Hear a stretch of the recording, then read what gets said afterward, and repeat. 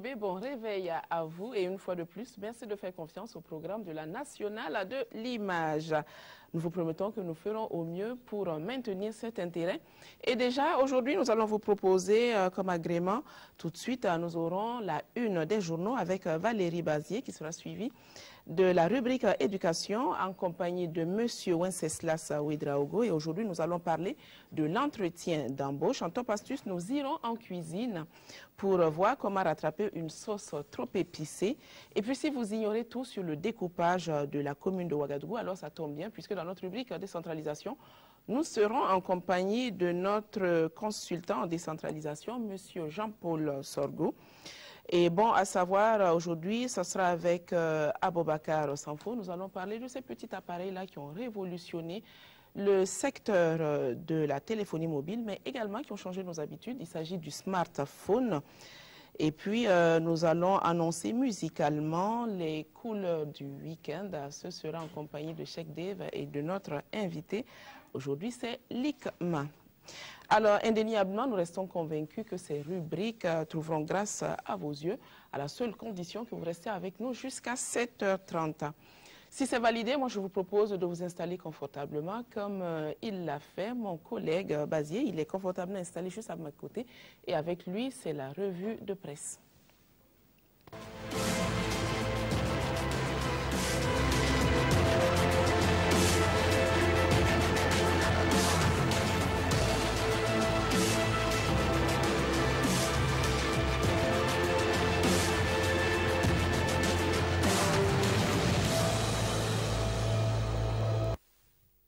Valérie, merci d'être sur le plateau, une fois de plus. Merci. Toujours choco.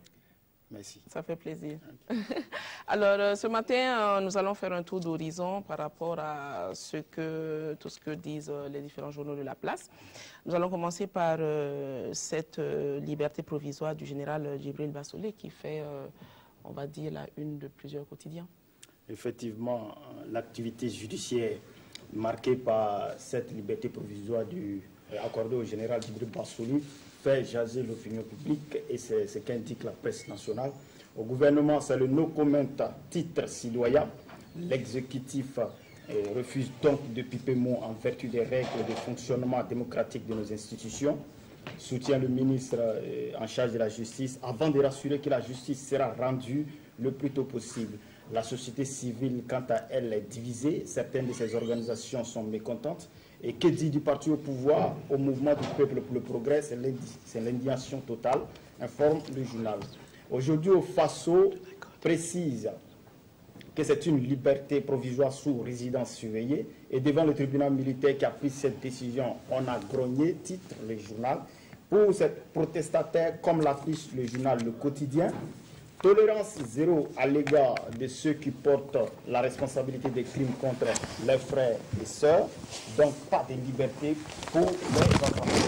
Quant au journal Le Pays, une question taraude également l'esprit de ces manifestants, à savoir pourquoi maintenant? Pourquoi maintenant, alors que ces avocats ainsi que le groupe de travail des Nations Unies se sont heurtés jusque-là au refus du tribunal de le libérer? Pourquoi maintenant, alors que l'audience de confirmation des charges de la Chambre de contrôle est prévue pour le 25 octobre prochain? Vous trouvez les réponses dans les colonnes du journal. Quant à l'Express du Faso, le quotidien bobolais au sujet de ces protestations prend position et condamne. Pour le journal, certaines de ces OSC doivent savoir que la transition est finie et l'heure est au respect des institutions nationales. Des impressions des citoyens de Bobo, d'Edougou, Ouagadougou sont également rapportées par le journal Saint-Pierre. D'accord. Alors la conférence de presse de la coordination nationale des organisations des jeunes du CDP retient également l'attention de la presse. Ouais, effectivement, au menu de cette conférence de presse, la situation nationale et pour les animateurs du jour, jamais le Burkina Faso n'est descendu aussi bas sur le plan politique, économique et social, rapporte aujourd'hui au Faso. La une du journal Le Quotidien renseigne également que le retour de Blaise Compaoré au Bercail n'est plus une éventualité pour ces jeunes, car tôt ou tard, il sera parmi nous, sont-ils convaincus. Pour son retour, comme le rapporte le pays, ils se disent prêts pour l'accueillir, rapporte le journal. Pour terminer, le compte rendu de l'hebdomadaire Conseil des ministres est consultable dans les colonnes de toutes les parutions du jour. Et Cynthia, moi je te retrouve, si tu le permets, dans moins d'une heure. Oui, tout à fait. Sur le coup de... Occasion pour ceux qui vont prendre en cours de aussi s'imprégner de la une de leur quotidien national. Tout à fait. Donc, le rendez-vous est pris à partir de 7 heures pour le deuxième passage. Et puis, nous allons maintenant aller en cuisine. Je ne sais pas si tu as envie de nous suivre en cuisine, parce qu'aujourd'hui, le Top Astuce nous dit comment rectifier une sauce trop épicée. Sinon... en cuisine, je ne sais pas ce que je vais faire. Je vais attendre quand ça sera prêt. Et je viens. Bon, voilà, c'est toujours comme ça, quand ça sera prêt. Quand il faut travailler, là, on n'est pas là. Et on attend quand c'est prêt. D'accord, il n'y a pas de souci. Voilà, donc on te retrouve tout à l'heure à partir de 7 heures. Et nous allons poursuivre cette matinale. Et comme je vous l'ai annoncé tout à l'heure, c'est l'heure de vous livrer le Top Astuce du jour.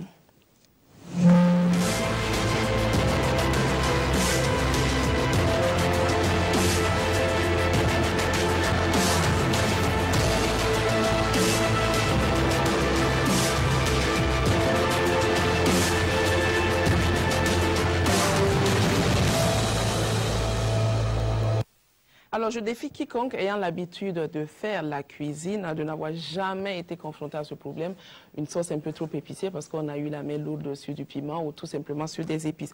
Alors, face à une telle situation, pas d'angoisse, RTB Matin est là pour vous donner voilà, quelques petites astuces très rapides qui vont vous permettre de régaler vos convives ou en tout cas votre petite famille.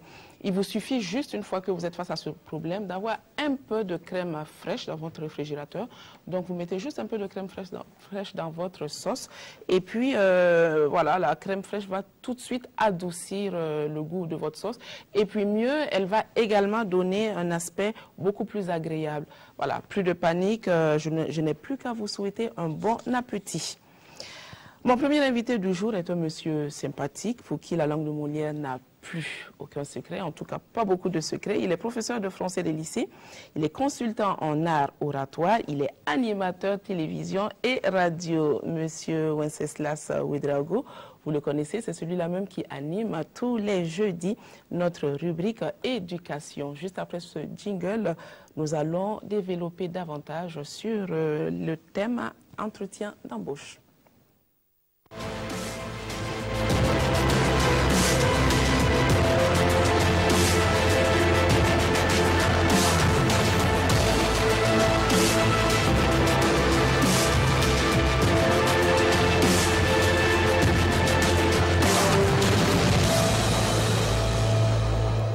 Monsieur Ouedraogo, bonjour. Bonjour Cynthia. Comment vous allez? Oui, comme le dirait l'autre, je parle bien. D'accord.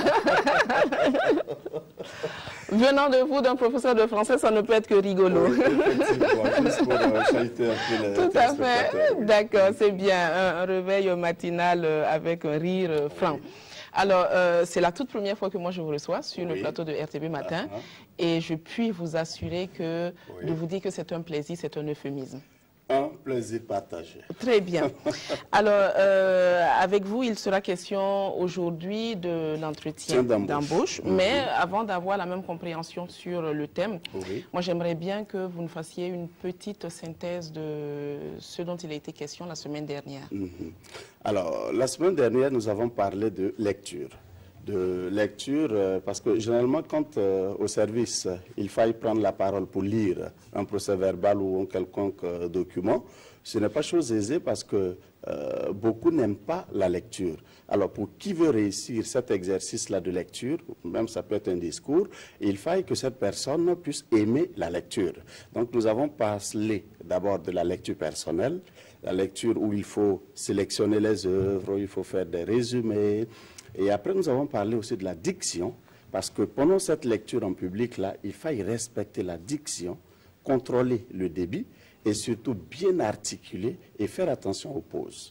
Voilà, donc pour montrer aux téléspectateurs que prendre la parole en public, ce n'est pas trop évident parce que même dans nos structures gouvernementales ou dans les entreprises, le boss vous demande de prendre la parole devant le groupe pour lire, pour développer un message, et vous êtes là titubé, vous voyez, c'est pas intéressant. C'est pas fluide. Quand c'est pas fluide, c'est pénible. Voilà, c'est pénible et ça donne, excusez-moi l'expression, mais de l'horreur quoi à entendre. Voilà. Donc nous avons parlé surtout de la lecture, comment il faut travailler l'addiction, et il faut faire aussi attention à ce qu'on appelle l'addiction. Voilà, l'addiction, c'est-à-dire que ceux-là qui ont du mal à articuler, à prononcer, et à même à parler, parce qu'on a parlé aussi des erreurs linguistiques, ce que nous appelons des interférences linguistiques, comme nos amis de l'Ouest qui n'arrivent pas à dire deux, qui disent des, ou monsieur le ziz au lieu de monsieur le juge. Voilà, ou nos parents aussi qui souvent chercheurs, vous voyez. Donc on s'est amusé un petit jeu d'exercice vocal ici, où il fallait peut-être reprendre un chasseur sachant chasser, sans son chien de chasse est un bon chasseur. Bon, ne me demandez pas de répéter. Voilà. Ou encore, maman, mamie, ma main sur mamie, mais mamie, mamie, dans ma main. Donc des exercices, et nous avons invité les téléspectateurs surtout à télécharger ces exercices vocaux sur le net et les apprendre quotidiennement à la maison. D'accord, comme quoi la répétition est vraiment pédagogique. Pédagogique, oui. Alors, donc, vous l'aurez compris, nous sommes revenus exprès sur une petite synthèse de ce dont il a été question la semaine dernière, parce que, d'une certaine façon, les différents thèmes abordés par M. Ouédraogo sont interdépendants. Aujourd'hui, on l'a annoncé déjà, nous allons parler de l'entretien d'embauche. Alors, avant de nous donner un certain nombre d'éléments par rapport à ce thème, ce serait bien qu'on ait tous la même compréhension de ce thème. Alors, chose intéressante, il faut dire que l'entretien d'embauche, il y a plusieurs choses à dire sur l'entretien d'embauche. Alors aujourd'hui, nous parlerons des attitudes, des gestes, mais il faut dire qu'en communication, le message ne passe pas que par la voix.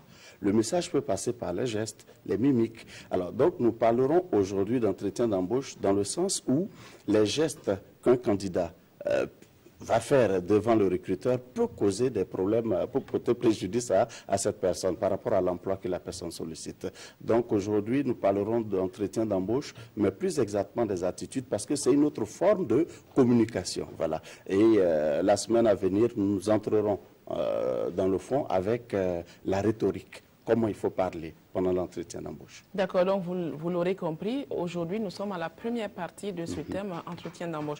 Et pour apporter de l'eau à votre moulin, M. Ouédraogo, c'est vrai que de plus en plus, on se rend compte que lors des entretiens d'embauche, on a des psychologues qui sont là, qui ne se posent pas forcément des questions, mais qui observent. C'est certainement la gestuelle, la posture, les attitudes. Et ça tombe bien que nous vous ayons sur notre plateau ce matin, parce que vous allez nous dire quelles sont justement les attitudes à éviter lors d'un entretien d'embauche. D'accord. Déjà, il faut signaler que l'entretien d'embauche, c'est un processus de sélection pour un recrutement.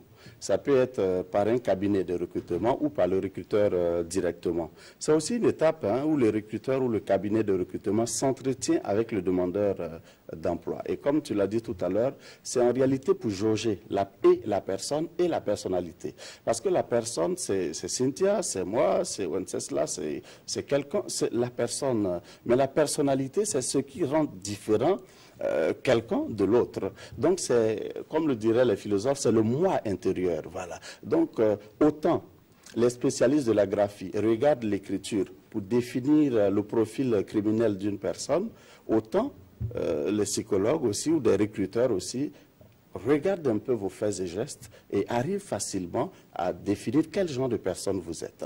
Vous avez dit les spécialistes de la graphie. De la graphie, voilà. De ceux-là qui regardent l'écriture, voilà, qui regardent l'écriture et qui arrivent à trouver que, bon, ce monsieur, voilà, vu son écriture, il n'est pas trop, il a des tendances un peu, voilà. Donc c'est un peu ça. Alors, parlons de gestes, des attitudes physiques à éviter. Nous parlerons de gestes parasites. En rhétorique, en art oratoire, nous parlons de gestes parasites. Devant un recruteur, il faille faire très attention. Les paumes vers l'interlocuteur, par exemple, comme ça. Les paumes vers l'interlocuteur expriment une sorte de refus. Voilà, il faut éviter ça parce que les recruteurs, il y a de fins psychologues parmi eux, donc il faut faire très attention.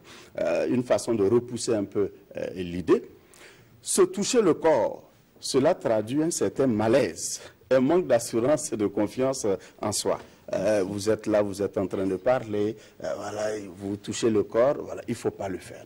Il ne faut pas le faire. Il faut aussi... bien même, c'est votre corps. Voilà, tout à fait. Et il faut même signaler que ce n'est pas seulement pour l'entretien d'embauche, hein, c'est aussi pour toute forme de communication orale. Hein, pour toute forme de communication orale. La main devant la bouche, vous voyez, la main, manque de sûreté. Vous voyez, des propos, c'est un manque de franchise. Quand vous parlez à un certain moment la main comme ça, là, les doigts devant la bouche, cela traduit un sentiment qui n'est pas intéressant. Occuper la main, voilà. Voilà, par exemple, vous êtes devant le recruteur ou devant un public en train de parler et vous prenez le stylo. Au passage, je rappelle aux téléspectateurs qu'on ne dit pas BIC, hein, c'est stylo. Voilà, parce que BIC, c'est la marque. Voilà. C'est une publicité gratuite. Voilà, publicité gratuite. Et à l'autre aussi, il ne faut pas dire le LOTUS que tout le monde connaît, il faut parler plutôt de Kleenex, voilà, et non le LOTUS, voilà. Occuper ses mains. Évitez d'occuper, si vous avez utilisé un marqueur, si vous parlez devant un public, vous utilisez le marqueur pour noter, et il faut déposer le marqueur simplement. Et si vous êtes devant un recruteur et que vous prenez votre stylo alors qu'il est en train de parler, que vous tapotez comme ça, cela exprime une sorte de manque de confiance aussi. C'est-à-dire que vous, entre guillemets, vous refoulez en réalité vos faiblesses, vos lacunes au niveau du stylo. Et le stylo devient une sorte de bâton de majorette. Voilà. Et même le cliquetis des stylos. Il y a des stylos que, bon, voilà, mine de rien, on est assis, on appuie, ça fait du bruit. Juste pour se sauver, pour se réfugier dans le stylo, il faut éviter tout ça. Il faut vraiment éviter. Et même le stylo pointé vers l'interlocuteur, c'est en réalité une forme de menace. C'est vrai que vous ne le menacez pas, mais c'est une traduction en réalité. C'est une traduction. Il faut faire très attention. Il faut éviter de pointer votre stylo, le marqueur, vers l'interlocuteur comme ça. Ce sont des gestes qu'il faille éviter. Les bras croisés surtout. Vous voulez montrer que vous êtes gentil. Vous êtes un enfant bien éduqué. Et vous croisez les mains. Et vous êtes là. Vous remuez la tête pour montrer que vous méritez cet emploi. Il faut faire très attention parce que ça peut être interprété aussi autrement. Voilà, vous ne serez même pas à l'aise. Et la respiration sera difficile lorsque vous croisez les mains. Il faut faire très attention à ce niveau. C'est une façon de vous renfermer sur vous-même. Et cela peut déceler un refus de communication. Les doigts croisés aussi, il faut éviter cela et se tenir la tête. Voici autant de gestes qu'il faille éviter devant un recruteur ou dans une quelconque forme de communication. D'accord, on se retrouve aussi dans certains cas où tellement mal à l'aise qu'on se met à visser, dévisser la chaise, on tourne en rond. C'est vrai que ce n'est pas toujours évident quand on se retrouve face justement à nos potentiels recruteurs. Effectivement. Alors, là, avant de passer aux attitudes, parce que s'il y a des attitudes à éviter, il y a forcément des attitudes à adopter, à observer. Mais avant, moi j'ai envie de vous demander, est-ce que un entretien, dans les différents points que vous avez cités, est-ce qu'ils sont valables pour tout type d'entretien? Par exemple, le stylo à la main pour un journaliste qui reçoit, on va dire un invité. Il a son stylo, il prend des notes. Est-ce que c'est le même processus? Il dépose le stylo, s'il y a des notes à prendre, il le prend, il écrit. C'est le même type d'entretien ou pas? Non, non, c'est carrément différent. Parce que là, vous n'êtes pas demandeur d'emploi. Vous êtes en plein travail, vous exercez votre boulot, alors que l'autre, à contrario, il est demandeur d'emploi.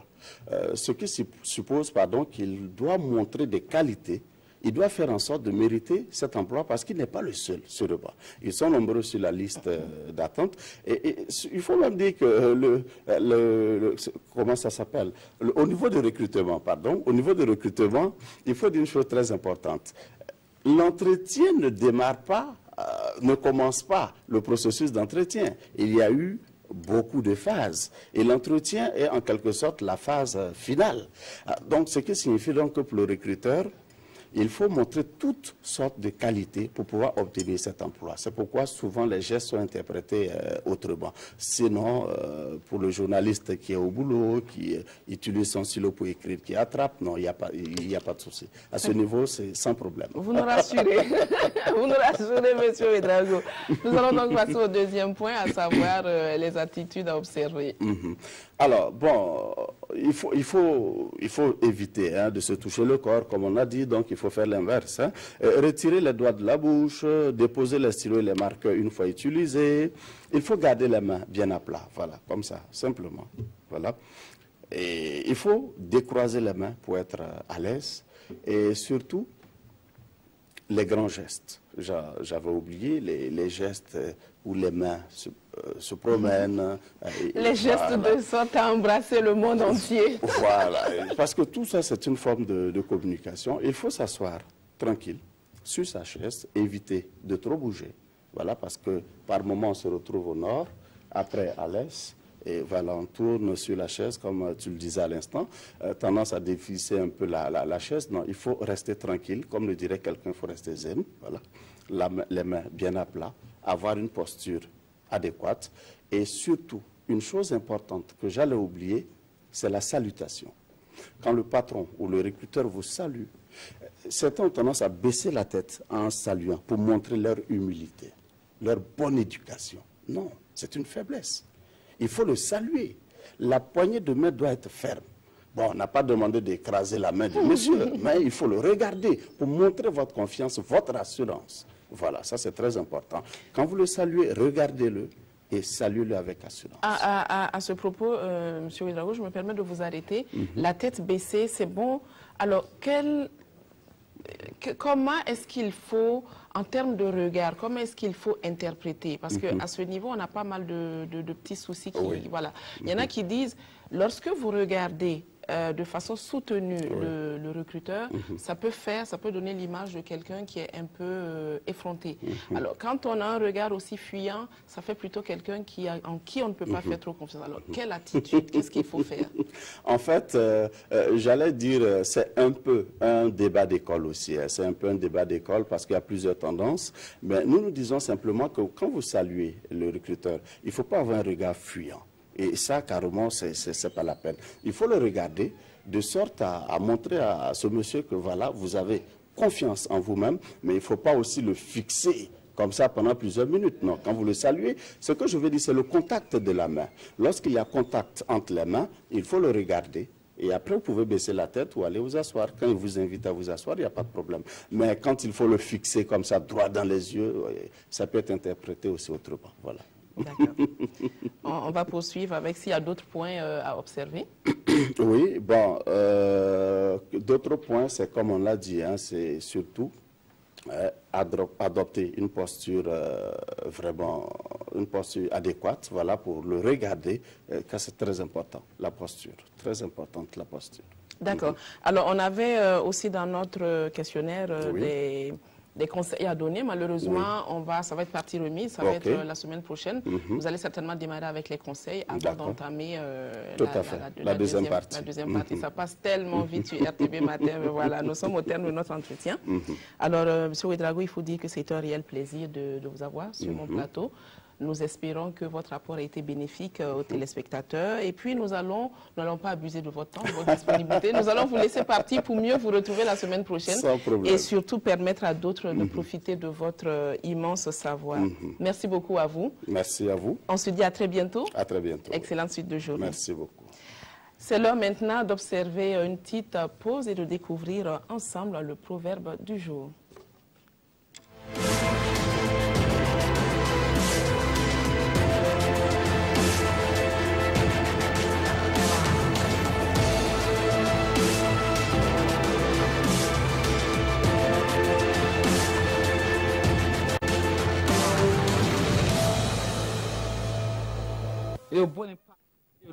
Oui, la force du chien, c'est son territoire. Cela veut dire qu'on ne peut pas exiger quelque chose à l'extérieur. Ta force est chez toi. À l'extérieur, tu ne peux pas mettre là-bas.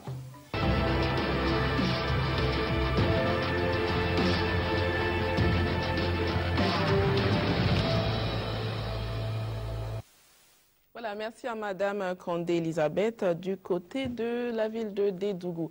Et puis nous allons revenir à Ouagadougou, Ouagadougou la belle, mais je devrais peut-être dire Ouagadougou la grande. Et entendez par grande, donc étendue de la ville, puisque au jour d'aujourd'hui, la ville de Ouagadougou fait 2 fois Abidjan et 3 fois Paris, d'où un redécoupage, hein, si on peut le dire ainsi. Alors nous allons en parler davantage avec notre consultant en décentralisation, M. Jean-Paul Sorgho, et c'est juste après ce jingle.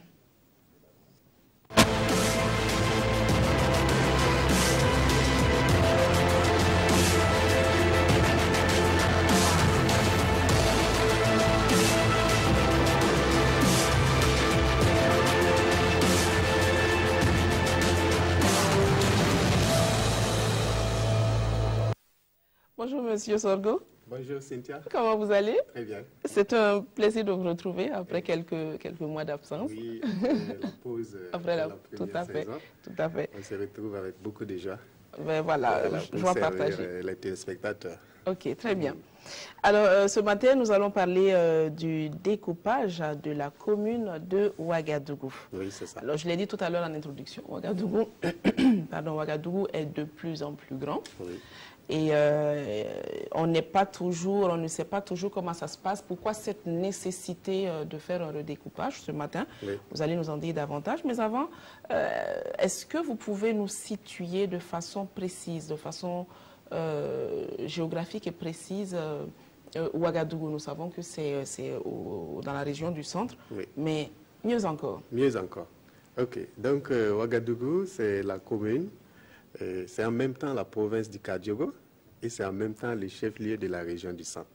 Et Ouagadougou est la commune la plus vraiment au centre de notre pays, d'est en ouest, du sud au nord.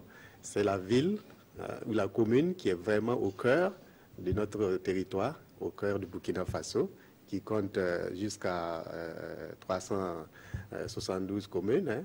Et elle est une commune capitale, comme vous le voyez sur le fond de carte.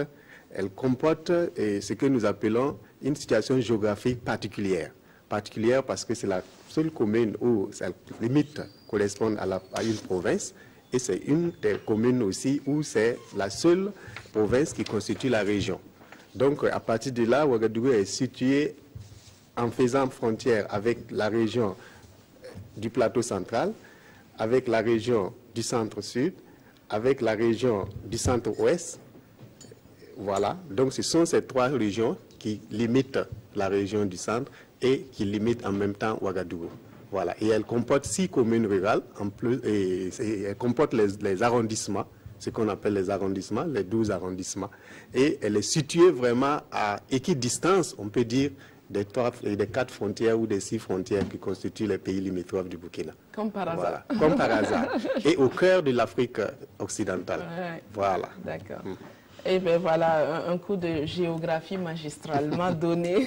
Merci à vous, Monsieur Sorgho. Alors dites-nous quelle est l'importance d'un découpage d'une commune? Ok. Alors, il faut d'abord faire un rappel disant que nous sommes dans le processus de la communalisation intégrale. Ça veut dire tout le Burkina Faso, le territoire du Burkina Faso est découpé en communes et l'une des importances de ça, ça permet à la population de se rapprocher des gouvernants. Donc quand vous prenez une ville comme Ouagadougou, l'importance du découpage permet dans un premier temps de gérer le territoire. Et gérer le territoire, c'est déterminer des zones de production, des zones d'habitation, des zones à usage économique et des zones de conservation. Par exemple, nous avons le parc Bangrewego, voilà, qui sont là et qui bénéficient quand même d'une attention particulière. Vous avez aussi la capacité d'administration. Si on ne découpe pas en territoire, si on ne morcelle pas en petits territoires, comme dans le cadre de la décentralisation en région et en commune, on ne pourra pas bien administrer. On ne pourra pas rapprocher l'administrateur des administrés. Donc voici une des importances. Le deuxième volet, c'est de permettre la gouvernance. Comment gouverner un vaste territoire comme le Burkina Faso à partir de la capitale, ça serait très difficile. Donc il faut faire en sorte qu'il y ait des gouvernants locaux. Et pour qu'il y ait des gouvernants locaux, il faut subdiviser le territoire en collectivités territoriales. Ça permet de gérer aussi les équipements et les infrastructures. Lorsque vous avez un territoire donné, on pourra gérer les infrastructures socio-économiques, on pourra gérer les infrastructures à caractère social, les infrastructures à caractère public, comme les voies, comme les routes, comme les écoles, comme les formations sanitaires. Ça permet aussi d'organiser le développement à la base. D'une région à l'autre, il y a des disparités, il y a des spécificités. Chaque région est spécifique. Vous avez des régions à vocation agricole, des régions à vocation pastorale, des régions à vocation industrielle. Donc, en découpant le territoire, on permet de reconnaître les potentialités des régions et de mettre un accent particulier pour pouvoir bien appliquer le développement. Et l'une des plus grandes, c'est la planification. On planifie, on part d'un point A et on va vers un point B. Donc Ouagadougou en 1960 et Ouagadougou en 2017, oui. Ce n'est plus la même Ouagadougou. Voilà, ce n'est plus la même commune. Et ça permet aussi de ce que nous voulons dire, de projeter, de faire des projections. Qu'est-ce que sera Ouagadougou en 2025, en 2050? Voilà. Donc ça permet aux législateurs, ça permet aux exécutifs et ça permet à toute la population de se mettre en ligne de marche pour mieux amorcer le développement en projetant, en planifiant des actions de développement. Maintenant, Ouagadougou connaît des échangeurs. C'était une question rêvée dans les années 80. Maintenant, c'est une réalité. Donc tout ça, ce sont les fruits justement du découpage, ce sont les fruits du fait de la décentralisation, du fait de la gouvernance locale. D'accord, très bien. Alors, est-ce que Ouagadougou est une commune à statut particulier? Oui, bien sûr. Le Burkina Faso, dans sa décentralisation, reconnaît deux communes à statut particulier. Il s'agit de la commune de Ouagadougou et la commune de Bobo-Dioulasso. Alors, pourquoi une commune à statut particulier? C'est le législateur, c'est la loi qui le dit. Donc, il y a d'autres communes urbaines. Vous avez dans la région du centre-ouest, Koudougou, vous avez au centre-est, Tenkodougou, mais Ouagadougou est spécifique en son sens que la loi reconnaît qu'elle est une commune à statut particulier qui ne s'aligne pas comme les autres communes urbaines. Donc, elle est une commune urbaine, mais à statut particulier. Et d'abord, l'une des spécifiques, l'une des caractéristiques, c'est la loi qui le dit. Le deuxième volet, c'est la population. C'est au regard du volume de la population. Dans les années 1960, Ouagadougou comptait autour de moins de 100 000 habitants. Aujourd'hui, on peut espérer que, avec toutes les communes rurales autour, on est à une population de plus de 2 millions d'habitants. Donc la population, l'importance de la population est l'une des caractéristiques. Il y a l'importance de l'économie. L'importance de l'économie, c'est tout ce qui constitue le secteur privé, tout ce qui constitue le secteur industriel, tout ce qui constitue le secteur des services, le secteur du commerce. Donc c'est vraiment un pôle de croissance économique et c'est quand même une des caractéristiques de notre capitale. Le deuxième volet, c'est le siège de l'administration centrale. Vous savez que Ouagadougou est le siège du gouvernement, le siège du Parlement, le siège du pouvoir judiciaire, le siège de l'ensemble des médias, et ça constitue l'ensemble de beaucoup d'institutions panafricaines et même au niveau de la sous-région, le siège de l'UEMOA. Donc Ouagadougou est vraiment particulier en ce sens qu'il y ait le siège de beaucoup d'administrations aussi bien. Une concentration, voilà, de beaucoup d'administrations. Il y a aussi l'importance de l'organisation sociale. C'est ici, si on place le plan coutumier, qu'on a le Moronaba, voilà, qui est l'empereur des Mossé. Vous avez beaucoup de structures coutumières, beaucoup de confessions religieuses qui ont concentré dans la ville de Ouagadougou. Et vous avez aussi l'importance de toute l'histoire de ce pays. Voilà, l'histoire de ce pays qui est vraiment, dont les luttes politiques et sociales se cristallisent dans cette commune qui est Ouagadougou. D'accord, très bien. Alors, on sait qu'il y a eu deux découpages. Oui. Je pense que le premier, c'était en 1984. C'est ça. Voilà, et il y a quelques années, le second découpage. 2011. Voilà. Est-ce que ce sont des types de découpage qui se retrouvent? Il y a une différence? Oui, il y a une différence. Il y a une différence dans la mesure où le découpage qu'a connu premièrement la ville de Ouagadougou est tributaire de la Révolution. C'est sous la Révolution que nous avons connu Ouagadougou découpé, non plus en quartiers, parce qu'avant la Révolution, c'était les quartiers. On parlait des Angouétins, de Bilbalgo, etc., de Dapoya. Mais après, lorsque la Révolution a voulu changer les choses, elle a découpé Ouagadougou en secteurs. Voilà, en secteurs. Donc, dans un premier temps, c'est le premier découpage qui a connu Ouagadougou, et je pense que c'est allé jusqu'à 11 ou 12 secteurs. Et il y a encore, après la communalisation intégrale, on s'est rendu compte avec l'étendue de la ville qu'il fallait reprendre encore un deuxième découpage pour rapprocher les populations des principaux gouvernants locaux. Et on est parti maintenant dans ce deuxième découpage à 55 secteurs.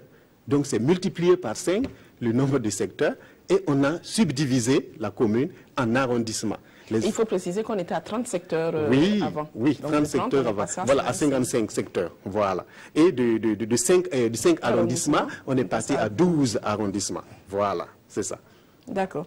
Alors, mais quel avantage les habitants ont à avoir une commune subdivisée? On a des quartiers, on a des villages, on a des secteurs, des arrondissements. Oui. Alors, la subdivision d'un territoire, par exemple, dans la commune, comme l'exemple de la commune de Ouagadougou, le premier objectif poursuivi, c'est l'adressage. C'est l'adressage, c'est attribuer des adresses aux habitants à travers les habitations, à travers les maisons, à travers les rues. Et cela contribue à la circulation et à la mise en œuvre aussi des politiques sociales de développement, notamment les écoles, organiser le territoire en fonction des secteurs, en fonction des rues, en fonction des maisons. On a des identités. Ça veut dire, vous, lorsqu'on prend votre CNIB, on peut se rendre compte où vous habitez, vos lieux de résidence. Donc la détermination, une meilleure orientation, une meilleure circulation. Il y a la localisation. Lorsque vous voulez situer, par exemple, la télévision, la RTB, vous êtes obligé de vous référer sur l'adresse à un boulevard, vous êtes obligé de vous référer à un quartier, à un secteur. Donc, ça, c'est un des éléments. Le deuxième volet, c'est le lotissement, c'est-à-dire comment parcelliser ce territoire en attribuant des zones d'habitation, en attribuant des zones de commerce, en attribuant des zones administratives et en attribuant des zones à caractère des services sociaux de base, comme les écoles, comme les formations sanitaires.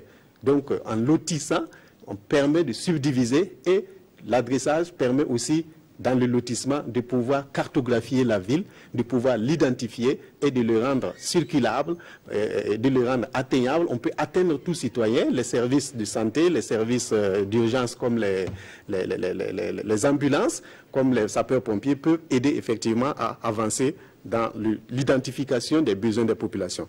L'une des voulues, c'est aussi de permettre l'occupation de façon rationnelle du territoire de la commune.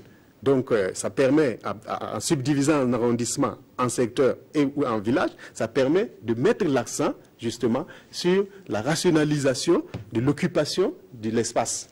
Voilà. L'une des volets aussi, ça permet d'accroître et de répondre à l'attente des populations en termes de services sociaux de base, notamment l'éducation. On verra si d'un arrondissement à l'autre, il y a assez d'écoles, il y a assez de formations sanitaires, il y a assez de routes, il y a assez de caniveaux, etc. Donc cela est vraiment un but poursuivi. Il y a aussi la fluidité de la circulation. Je pense qu'à Ouagadougou, on connaît beaucoup d'embouteillages.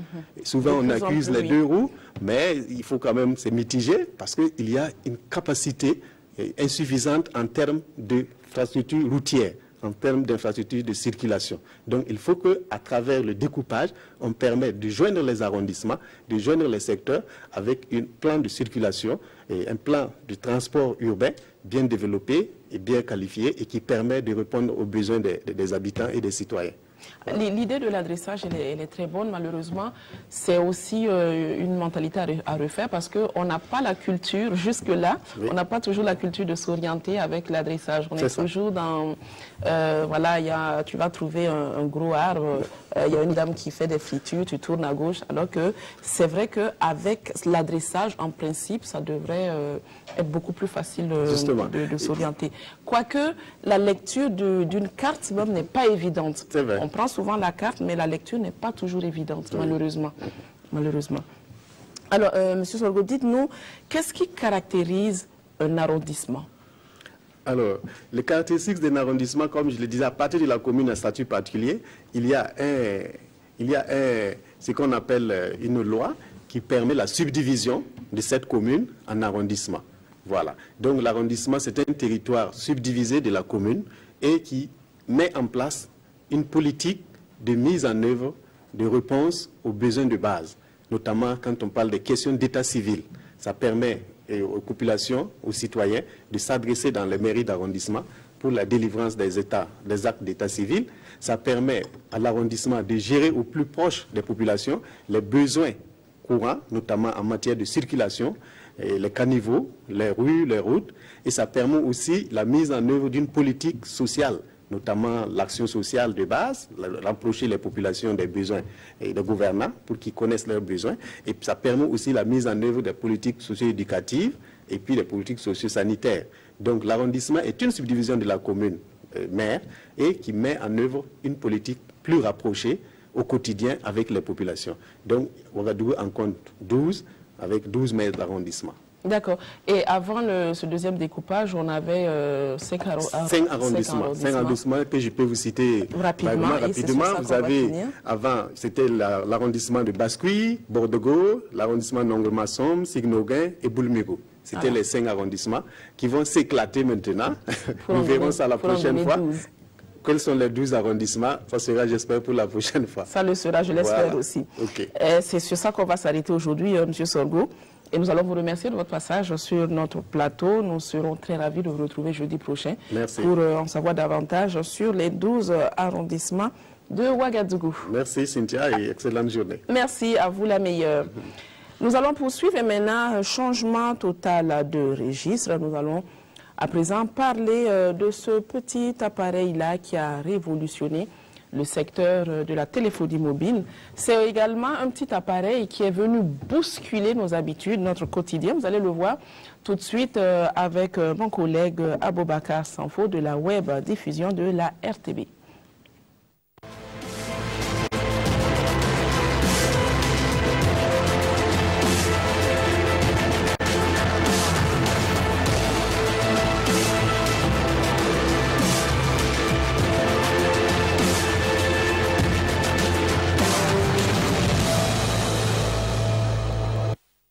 Bon à savoir, c'est une rubrique que moi j'affectionne tout particulièrement.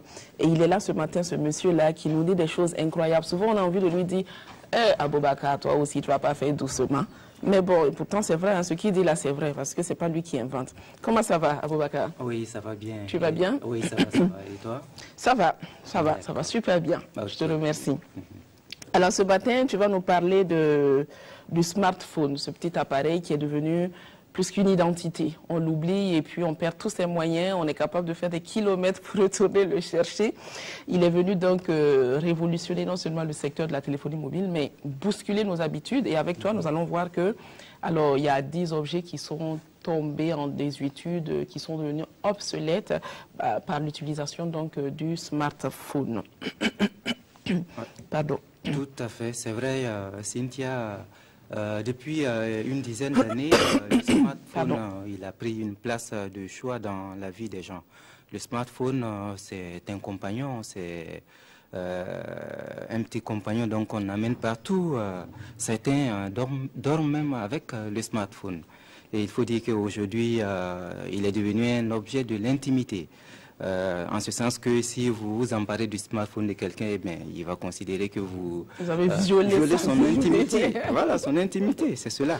Donc la technologie a vite évolué ces dernières années au point que le smartphone est devenu quasiment un objet à tout faire.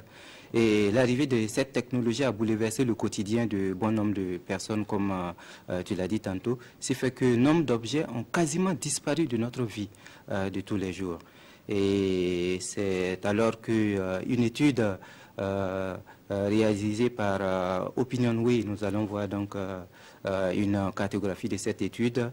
Une étude réalisée par OpinionWay en mars 2017 sur plus de 1000 personnes en France a révélé donc justement l'importance de toute la place qu'occupe le smartphone dans la vie des gens. D'accord. Alors c'est bien parce qu'ils ont essayé de classer ça en termes de pourcentage en allant de l'objet qu'on utilise le moins aujourd'hui par le fait de l'utilisation du smartphone à celui qu'on utilise le plus, je pense, oui, dans ce sens. Et donc le premier, la palme revient au réveil. Oui, si je ne m'abuse. C'est cela, donc c'est le réveil qui détient la palme des objets qui ont été envoyés aux oubliettes par le smartphone. Selon donc l'étude réalisée par OpinionWay, le réveil est donc il est donc le premier à faire les frais de cette évolution technologique. En effet, 39% des personnes interrogées avouent donc avoir remplacé le bon réveil par leur smartphone. Nous avons en image donc le réveil qui devient... Les premières images, c'était un réveil mécanique. Tout à fait. Et là, c'est plutôt électronique. Électronique, oui. Électronique, ça aussi, ça a évolué avec le temps. Et donc, nous avons ces images et le smartphone, il devient en tout cas... réveil. Et Cynthia, il faut le dire, chaque matin, le réveil de l'être humain, il devient de plus en plus smart. Oui, mais c'est vrai que maintenant que tu le dis, maintenant qu'on y pense, on se dit, mais c'est vrai, on utilise tous le réveil. Quand j'y pense, j'ai plus moi de réveil de ce type-là chez moi à la maison, parce que c'est le smartphone, effectivement. Avant de se coucher, voilà. On met l'heure à laquelle on désire se réveiller, et puis bon, voilà, on n'y pense même pas, ça devient machinal. Non, mais c'est rentré dans nos habitudes, oui, le smartphone, donc on a oublié catégoriquement le réveil. Et on va passer donc au deuxième objet. Oui. Et le deuxième objet, donc... on a l'appareil photo. C'est l'appareil photo. Oui, avec donc, 34%. 34%, c'est pas petit aussi. Hein. 34% des personnes enquêtées ont renoncé donc à leur appareil photo au profit de leur smartphone. Et comparé à l'appareil photo, ben, le smartphone, il est moins encombrant. Il est très petit, on le glisse dans la porte, on le tient dans la main pour aller où on veut. C'est vraiment pratique. Et voilà, il est pratique et il est aussi facile d'utilisation. Et il faut aussi dire que le smartphone, désormais, avec le smartphone, il y a des accessoires, de nombreux accessoires qui permettent donc au smartphone vraiment de rivaliser avec les appareils photo professionnels. Et justement, on voit là des exemples donc de ces accessoires qui permettent donc aux smartphones de faire de belles images. Et Cynthia, au Burkina Faso, une quantité importante de photos circulent sur les réseaux sociaux et ailleurs également, sans avoir fait une étude préalable. On peut, sans risquer de se tromper, s'aventurer pour dire que la majorité de ces appareils, de ces photos plutôt, qui circulent au Burkina, ont été faites par des smartphones, au lieu que ce soit des appareils photo. D'accord. Voilà. Et on va passer assez rapidement au troisième objet, la montre, qui est en ex-aequo avec l'appareil photo, 34% également. Voilà, la montre partage la deuxième place avec l'appareil photo, 34%. Des gens interrogés par OpinionWay se servent du smartphone pour avoir l'heure. C'est vrai que ce n'est pas le cas de vous et moi qui portons une montre. C'est vrai. Bon. Il y a des anciennes habitudes qui sont difficiles à faire partie. Voilà, tout à fait. Voilà, donc, malgré l'évolution que les montres ont connue avec les montres connectées qui existent de nos jours, il faut dire que 34% des gens continuent toujours, on laissait tomber la montre voilà, au profit de l'heure de leur smartphone. Voilà, du smartphone. D'accord. Et puis en quatrième position, nous avons le téléphone fixe. Ah bah oui. Voilà, le téléphone fixe, il a aussi fait les frais du smartphone. Oui, il est à 29%, mais tu sais quoi, moi j'aurais pensé qu'il serait venu même en première position. Ah oui? Oui. Et pourquoi cela? Bah parce que on remplace un téléphone par un autre téléphone, tout simplement. Ça, c'est pas faux. On pourrait dire en tout cas que c'est presque normal de préférer le smartphone au téléphone fixe. Car la téléphonie, tu laissais à commencer d'abord par le téléphone fixe. Voilà, et ensuite, il y a eu une évolution. Le téléphone fixe est devenu un fixe mobile. Un petit fixe, on se déplace avec. C'est le cas justement du téléphone qui est passé tout à l'heure. Et l'évolution aussi avec le portable, le fixe est devenu, a fini par accoucher du téléphone portable. Et le téléphone portable qui est devenu plus intelligent, plus smart pour donner le smartphone de nos jours. Et il faut dire également qu'avec Apple, la marque à la pomme, la boucle a été bouclée parce qu'on est parti du smartphone pour retourner au téléphone fixe. Parce que il y a quelques années, quand Apple a fait sortir l'iPhone 4S, eh bien, il y a eu un combiné. Et avec le support Bluetooth, on pouvait connecter, déposer simplement l'iPhone 4S dans un combiné et l'utiliser comme un téléphone fixe. Mais voilà, c'est la grand-mère qui le devient enfant. Tout à fait. D'accord. Et en cinquième place, nous avons l'agenda avec 25%. 25% des agendas papier ont été remplacés par le smartphone. Le smartphone, il intègre un agenda électronique. C'est une application que beaucoup de gens, en tout cas, utilisent de nos jours. Et ça fait donc 250 personnes sur 1000, donc les 25% de personnes qui préfèrent aujourd'hui à utiliser le smartphone au lieu de leur agenda. Et puis le plan, en 6e position. Oui, le plan aussi est un des objets qui a été bousculé par le smartphone. Et aujourd'hui, ils sont 22% à ne plus utiliser le plan traditionnel. Et on l'a dit, le smartphone, il peut pratiquement tout faire. Hein. On peut consulter des plans, mais aussi on peut élaborer des plans avec le smartphone. Oui, ça, on peut le faire. Vous trouvez donc sur votre smartphone un service qu'on appelle le Google Maps. Voilà, qui vous permet de faire, de cartographier n'importe quel endroit donc, sur la Terre. Ce qui nous permet de rebondir sur le 7e point qui est le GPS. Voilà, qui est le GPS, tout à fait. Et le GPS est en 7e position. Il est l'un des appareils aussi à être passé aux oubliettes par pas mal de personnes, 22% des personnes, tout comme on l'a vu tout à l'heure, le plan. Oui. Voilà. Et puis nous avons le lecteur MP3 avec 18% en 8e position. Oui, l'enquête menée par OpinionWay révèle effectivement que 18% des personnes enquêtées disent avoir abandonné leur lecteur MP3 donc, au profit du smartphone. 18%, c'est également pas petit. C'est pas petit, c'est pas petit. Quand on sait que le lecteur MP3 n'est pas si vieux hein, non plus. Non, il n'est pas si vieux. Et puis en 9e position, nous avons le post-it, le bloc-notes. Le bloc-notes, oui, c'est cela. 13% des personnes donc, disent avoir donc, remplacé le bloc-notes par le smartphone. Le smartphone, aujourd'hui, la prise de notes est assez aisée avec un smartphone. Avec l'écran, le clavier de ton téléphone, tu prends rapidement des notes de n'importe quelle situation. Et également, l'évolution nous a amené, avec un stylet, on écrit directement sur le téléphone, sur le smartphone. Voilà. C'est incroyable ce que ça évolue à une vitesse exponentielle. En l'espace de quelques années. Oui. Et puis, on va terminer avec le 10e point, le journal papier avec 9%. Oui, 9% seulement des personnes préfèrent lire le journal sur leur smartphone. Et ça fait, en gros, 9 personnes sur 1000, quoi. Voilà. Et Cynthia, il faut dire que ça fait là 10 objets du quotidien qui occupaient jadis une place très importante dans notre quotidien. 10 objets qui, aujourd'hui, donc, ont été poussés petit à petit vers la sortie par le smartphone. Et en matière de nouvelles technologies, le progrès n'est pas prêt de s'arrêter. Moi, je dis que le smartphone, c'est incroyable. Hein, c'est-à-dire, il est arrivé comme mine de rien.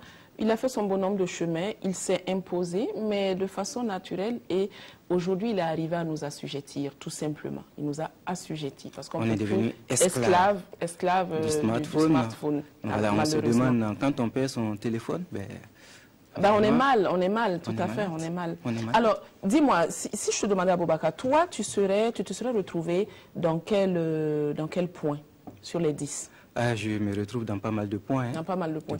Moi, je pense que je me serais retrouvé je pense bien, dans l'agenda. Parce que c'est tellement pratique pour moi, l'agenda. Et je pense que ça peut être une astuce pour toutes les dames qui nous regardent. Quand on doit faire, par exemple, les courses, on fait souvent confiance en sa tête, en sa mémoire. Et une fois que tu arrives au lieu de course, donc au marché, en alimentation, tu te dis, mais mince alors, qu'est-ce que j'avais prévu acheter?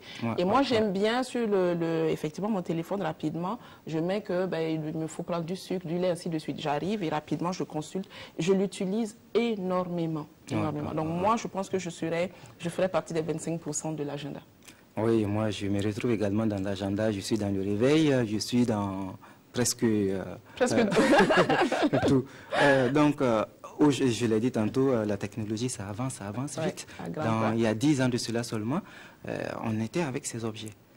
Qui sait dans 10 ans si le smartphone ne va pas devenir obsolète, comme certains de ces objets le sont aujourd'hui. C'est vrai. Il faut se poser la question. Hein. Alors, on m'a dit aussi, j'ai eu l'occasion de le lire sur Internet, j'ai trouvé ça tellement sympathique que les smartphones, ils ont plusieurs appellations. Il y a des ordiphones, on appelle ordiphone, téléphone intelligent. Et puis, il y a le terminal de poche. J'ai trouvé ça sympa. Je me suis dit, mais voilà, on va dire maintenant le terminal. Ah, mais tu vas où? Ah, je vais à la maison, j'ai oublié mon terminal de poche. Ça fait chic, non? Mon terminal de poche. Tout à fait. Mais voilà, en tout cas, avec toi, c'était là les 10 objets qui sont venus, qui ont été régulés, donc qui ont été remis aux oubliettes du fait de l'utilisation du smartphone. Voilà, nous avons donc cité les 10 points là. C'est un réel plaisir et puis on va te retrouver la semaine prochaine. Le plaisir est partagé. Avec d'autres informations qui nous restent toujours bouche bée. Hein. On est ébahi quand on voit tout ce qui se passe, tout ce changement qu'il y a dans nos vies au quotidien, des changements dont on ne se rend même pas compte forcément. Oui. Merci beaucoup à toi, Aboubacar. Et en rappel, tu es du service de la web diffusion de la télévision du Burkina. Et puis, nous allons observer une toute petite pause à caractère musical avant de revenir sur la une des journaux.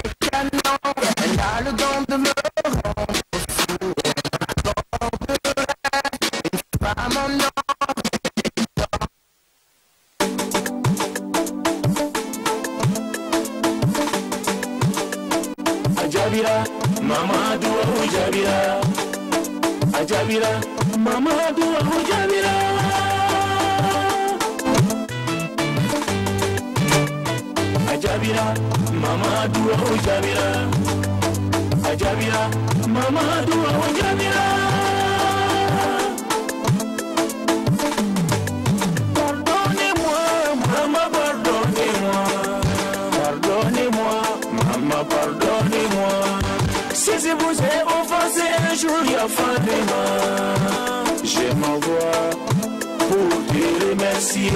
Nina dona igasi la lundo ya Fatima. Nina inisege teni toro. Iye sege ni toro munu ke punyana. Otoro de banadi. Joro kundila mama joro kubana. Joro kundila mama hami kubana. Nemana miri iga kuma foda ulane iga furu serena iga furu torola iga furu nyalina mama ode bene nyejibo kana miri ga serena iga furu debula kalo kono nyalina ode bene kasisa ala idani ke amakini ke ni jomasa kanita na pomasa alai Bifenti, obisega kesini fatani, bifantani, obisega kesini heretiri. Lo demena, okone ma potike fenyi de biafle.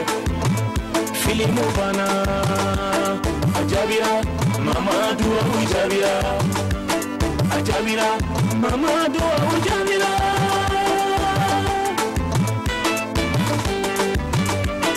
Ajabira, mama dua ujabira. Ajabira, mama dua ujabira.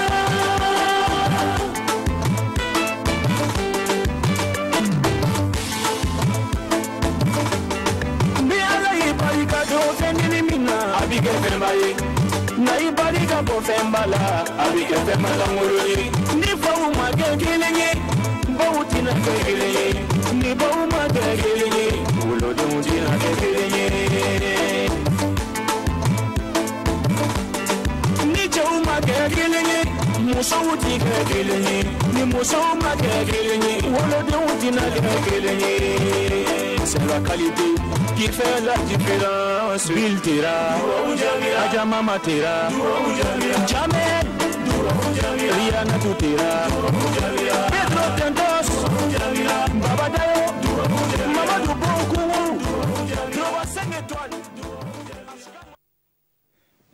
Il est 7h et c'est le moment de revenir sur la une des journaux. Pour ceux-là qu'on en dit, les en retard, là, voilà, on va reprendre pour vous. Ou bien ceux qui n'ont pas bien compris quand on a lu ça à partir de 6h. Donc c'est tout de suite avec Valérie Bazier.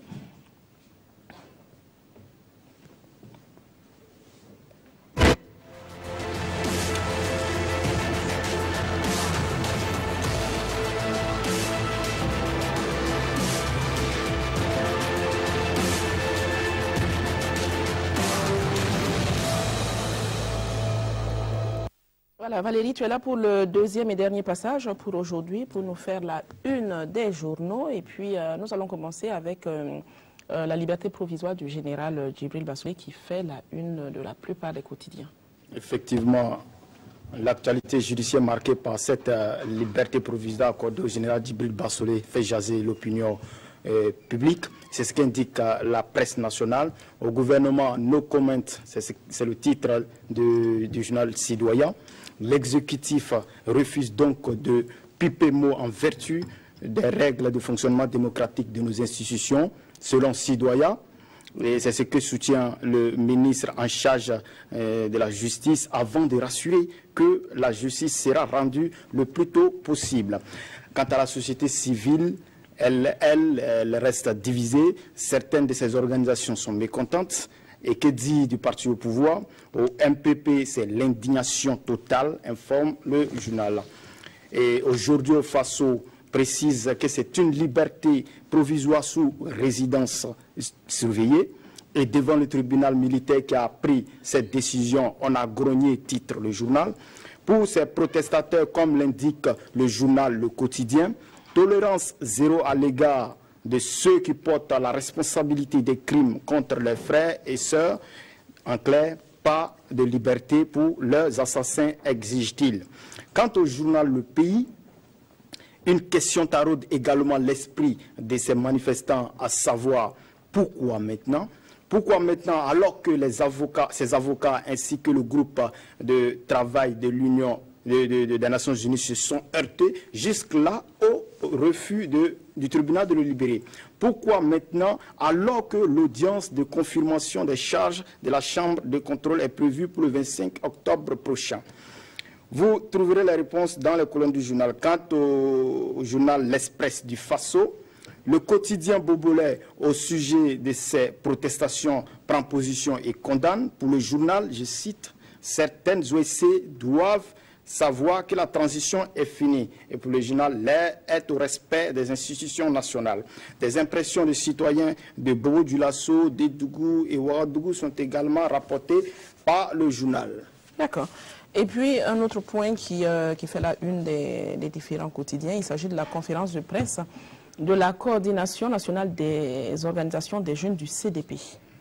Effectivement, tel qu'indiqué par aujourd'hui au Faso, au menu de cette conférence de presse, la situation nationale. Et pour les animateurs du jour, jamais le Burkina Faso n'est descendu aussi bas sur le plan politique, économique et social. La une du journal, le quotidien, renseigne également que le retour de Blaise au Bercail n'est plus une éventualité pour ces jeunes, car tôt ou tard, il sera parmi nous, sont-ils convaincus. Et pour ce retour, comme le rapporte le pays, ils se disent prêts pour l'accueillir. Voilà qui me fait à ce bref tour d'horizon de la presse nationale. Bonne lecture à toutes et à tous et on se retrouve demain, si Dieu le veut, pour le dernier numéro de la semaine. Voilà, effectivement, bref tout, mais qui pourrait être approfondi une fois que vous aurez le journal en votre possession. Merci à toi, Valérie. Merci, et comme tu l'as dit, on se retrouve demain à partir de 6 h pour de nouvelles actualités.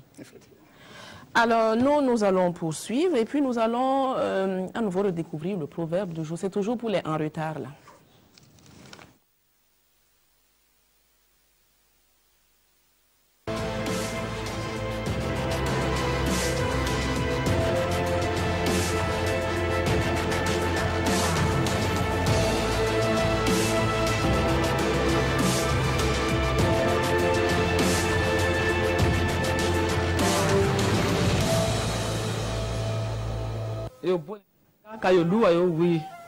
La force du chien, c'est son territoire.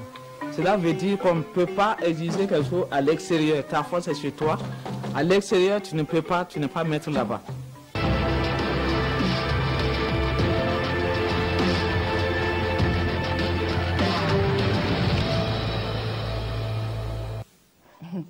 La force du chien, c'est son territoire, c'est bien dit. Hein? En tout cas, tout de suite là, Cheikh Dave va montrer qu'il est vraiment sur son territoire parce qu'il va cuisiner notre artiste. Et je vous l'ai dit en introduction, il s'agit de Likma. Mais avant de les recevoir, nous allons observer encore une petite pause musicale.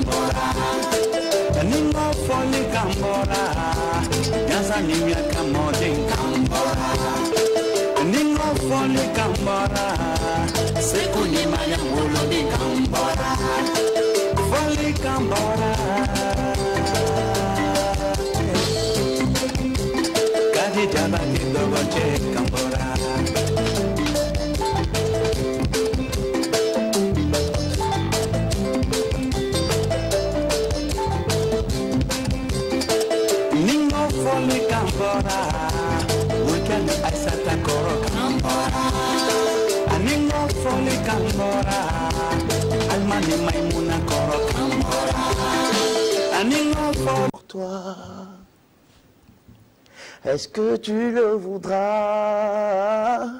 Oh, oh, oh, oh, Zenabo. Oh, Zenabo. Pour pas faire fuir les gens. Avec ma voix de crapaud. Bravo. Allez, Madoudou. Oui. Uniquement, c'est la voix, c'est le talent, oui. c'est la présence, c'est le charisme. Ça ment pas. Ça ment pas. Il y a une chanson que je veux que tu dédies à Madoudou, mais aussi à toutes les femmes qui nous suivent en ce moment. D'accord. C'est Vive à deux. Ça là, ce qui va me terminer. J'adore cette chanson. Oh, vraiment? J'adore. Je vais bien m'asseoir pour savourer ça, bien m'installer. On y va. On y va. Toutes ces années ensemble, à vivre si loin de toi. Toutes ces barrières sociales qui défendent tout et moi. Mais à présent, je ne veux qu'être avec toi, leader. Et pour toujours, vivre sous le même toit que toi. Rien de mieux pour être heureux. Vivre cette passion serait pour moi une sorte de renaissance. Toute ton attention comblerait entièrement toutes mes souffrances. Mon cœur t'appartient. Près de toi, mon être se sent si bien. Partager cette vie à deux. Rien de mieux pour être heureux. Vivre à deux, une vie à deux. Rien de mieux pour être heureux. Sentir la vie, te chérir à vie. Voir tes yeux pour être heureux. Accomplir tous nos désirs. Rien de mieux pour être heureux. Vivre à deux, une vie à deux. Rien de mieux pour être heureux. Vivre à deux. Mais ce matin, nous sommes... Magnifique. Ce matin, on vit à trois. Oui, voilà, on vit à trois. Merci beaucoup. Je dis un amour triangulaire. Oui. Et puis demain déjà sur la mythique scène du festival Waga. Waga Festival. Waga Festival. Ex-Waga Hip Hop. Ex-Waga Hip Hop. C'est pour demain. C'est pour demain, oui. À partir de 19h. Oui.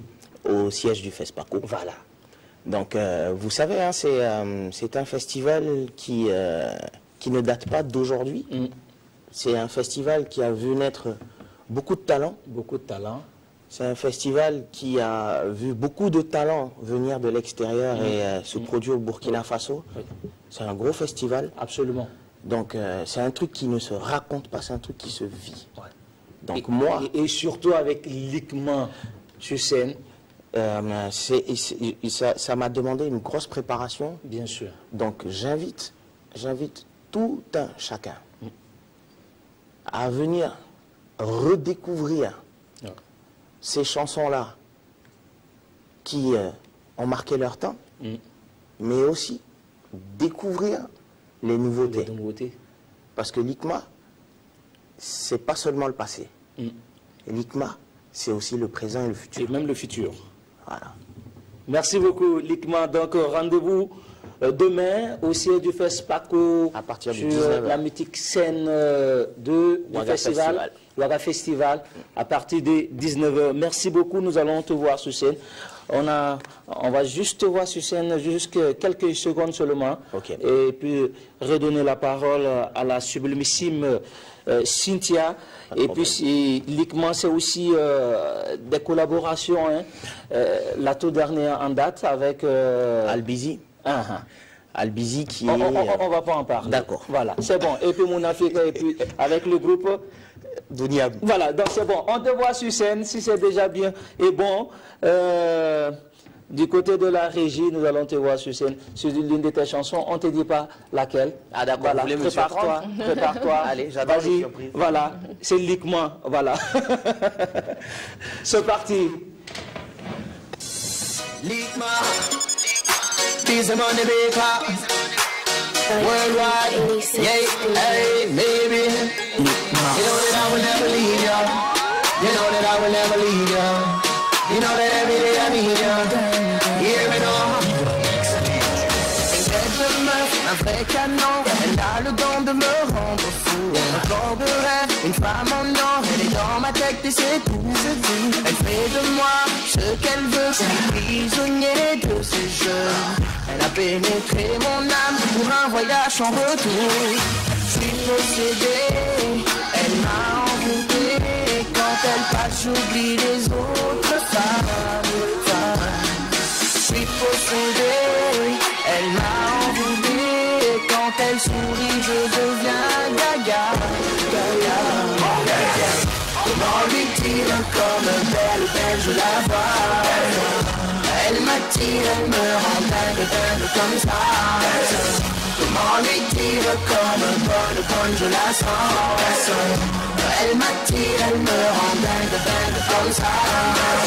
Dingue, elle me rend dingue, elle me rend dingue, elle me rend dingue, elle me rend dingue, elle me rend dingue, elle me rend dingue.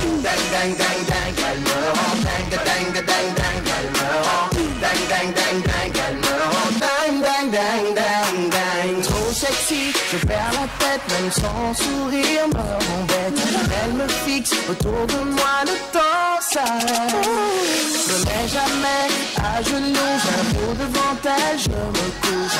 Elle me parle, le dur devient une vraie mouvière. Je suis possédé, elle m'a envoûté. Quand elle passe, j'oublie les autres femmes. Je suis possédé, elle m'a envoûté. Quand elle sourit, je deviens gaga. Comment lui dire comme belle, je la vois. Elle m'attire, elle me rend dingue comme ça. Comment lui dire comme bonne, je la sens. Elle m'attire, elle me rend dingue comme ça. Dingue, elle me rend dingue, elle me rend dingue, elle me rend dingue, elle me rend dingue, elle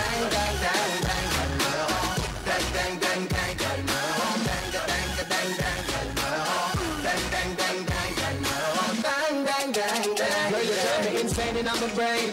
And for you, you know that I will never change. Wouldn't trade it for no money, no fame. Would I buy anything, even a G5 plane? Them say I don't deserve her, but they don't know that I live in some murder. And I swear to God I wouldn't hurt her. I just wanna take this a little further. Boy, comment lui dire comme belle, je la vois. Elle m'attire, elle me rend dingue comme ça. Comment lui dire comme bonne, je la sens. Elle m'attire, elle me rend dingue comme ça.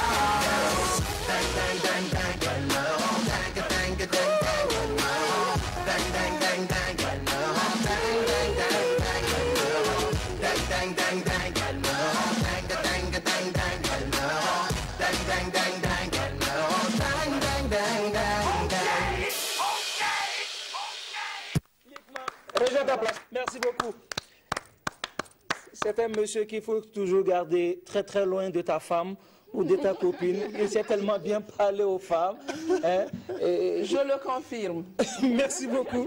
Allez, cette très belle chanson, moi je vais la dédier à ma doudou, l'une de mes doudous préférées. Voilà, l'une de mes doudous, parce que l'une de mes doudous préférées, elle a 19 ans, c'est bien, il faut bien préciser. Hein. Elle a 19 ans, elle s'appelle Tanti Adjaratou Lompo. Voilà. Il a frôlé le détournement de l'une. C'est ce que j'allais dire. Et bien sûr, et puis un coucou à Tanti Flore Yamiogo, donc nous sommes de cœur avec Tanti, oui. Voilà, nous sommes de cœur avec Tanti. Voilà. Alors, Likman, le grand Likman.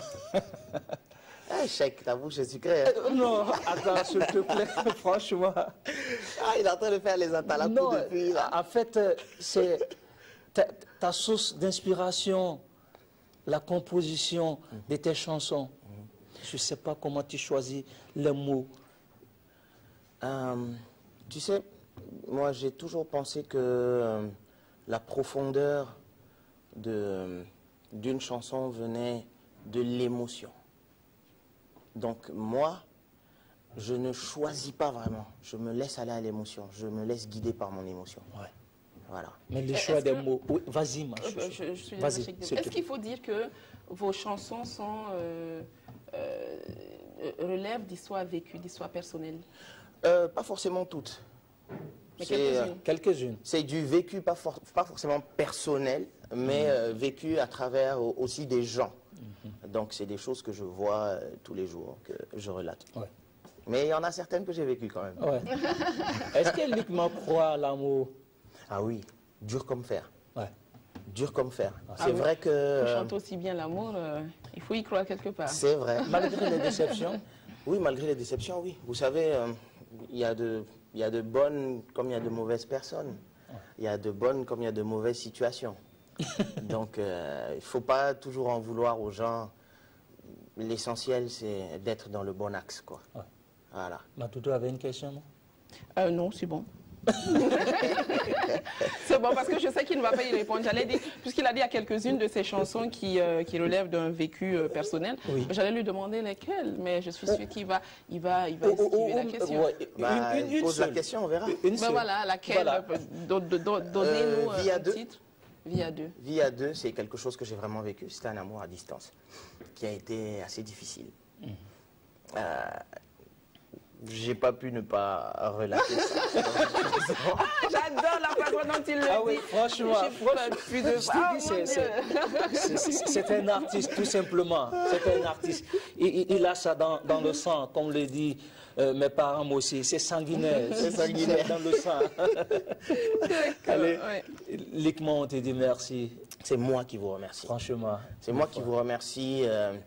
Vous faites beaucoup pour la culture burkinabé. La culture burkinabé en a besoin, surtout en ce moment. Je dirais que notre industrie ne tourne plus aussi rond qu'avant. La musique a connu de belles années ici. Et il faudrait que ça reprenne. Et ça dépend des acteurs. Et surtout le rap. Autant les artistes que les producteurs, que les animateurs, voilà, toute la chaîne doit travailler, toute la chaîne doit fonctionner. On a besoin de ça. Absolument. Voilà. La culture, c'est une arme pour un pays. Nous avons des grands artistes, des grands voix. Il y a du talent au Burkina Faso. Voilà. Merci beaucoup. Le rendez-vous, c'est pour demain sur la mythique scène de Ouaga Festival, et du côté du siège du FESPACO à partir de 19h30 avec Likman. On est ensemble. Allez, Madoudou. Oui, merci beaucoup, Likman. Et comme il a dit, hein, on va tout faire pour être du côté du siège du FESPACO. Je compte sur vous. À partir de 19h30. Super. En tout cas, bon vent. Et puis, faites au mieux pour entretenir cette magnifique voix. Franchement. Pas de problème. D'accord. Avec la poussière, là, c'est pas facile. C'est pas y a facile, pas de mais problème. bon, on va vous donner des astuces. Sur RTB Matin, on va donner des astuces Voilà, pour par entretenir la exemple. voix. Ça a commencé par chaque défi. Je vais te donner des astuces pour avoir ma voix. Ok, pas de problème. Alors, chers télématinaux, voilà, c'est cette belle ambiance que votre matinale de ce jour prend fait. Mais avant, en rappel, nous avons reçu M. Wenceslas Ouedraogo qui est venu nous parler de l'entretien d'embauche. C'était la première partie. Et puis, avec notre consultant en décentralisation, M. Jean-Paul Sorgo, nous avons parlé du découpage de la commune de Ouagadougou. Bon, à savoir, c'était avec Aboubacar Sanfo de la web diffusion de la RTB. Il est venu nous parler de la révolution des smartphones dans nos vies. Et puis, comme vous l'avez constaté tout à l'heure, notre invité, c'était Likma, à qui nous disons encore un grand merci. On se retrouve demain à partir de 6h, mais vous pouvez capter la RTB dès 5h30 pour faire le sport. Et puis, nous, en studio, c'est à partir de 6h pour une nouvelle aventure. D'ici là, laissez le Seigneur visiter vos cœurs. À très bientôt. Ciao. Ciao, ciao, ciao.